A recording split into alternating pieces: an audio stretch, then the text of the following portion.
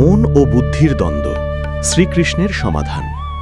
আমাদের প্রত্যেকের ভেতরেই প্রতি মুহূর্তে একটি যুদ্ধ চলে। একদিকে আমাদের মন, যা আবেগ, ইচ্ছা আর বাসনার কথা বলে। সে বলে এটা চাই, ওটা করি। অন্যদিকে আছে আমাদের বুদ্ধি বা বিবেক, যা যুক্তি, কর্তব্য আর পরিণামের কথা ভাবে। সে বলে না, এটা ঠিক নয়, ওটা করা উচিত হবে না।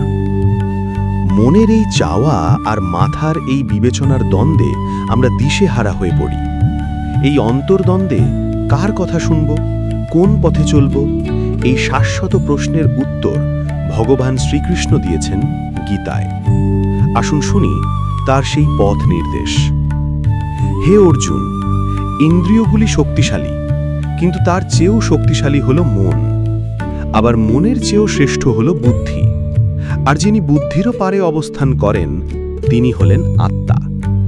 যখন মন লাগাম ছাড়া হয়ে ইন্দ্রিয়ের পিছনে ছোটে, তখন তা মানুষের প্রজ্ঞা বা বুদ্ধিকে ঠিক সেভাবেই হরণ করে, যেমন প্রবল বাতাস জলের ওপর নৌকাকে তার গন্তব্য থেকে ভাসিয়ে নিয়ে যায়। তাই সর্বপ্রথমে বুদ্ধি দিয়ে মনকে স্থির করতে হবে। যে নিজের মনকে জয় করতে পেরেছে, তার মনই তার শ্রেষ্ঠ বন্ধু।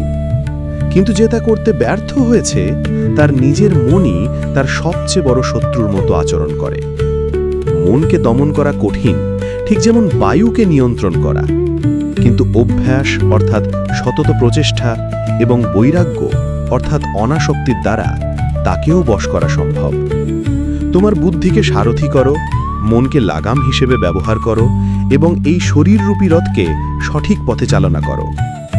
শ্রীকৃষ্ণের এই বাণী আমাদের শেখায় যে মনকে শত্রু মনে করে দমন করার প্রয়োজন নেই, বরং বুদ্ধিকে চালক বা সারথির আসনে বসাতে হবে।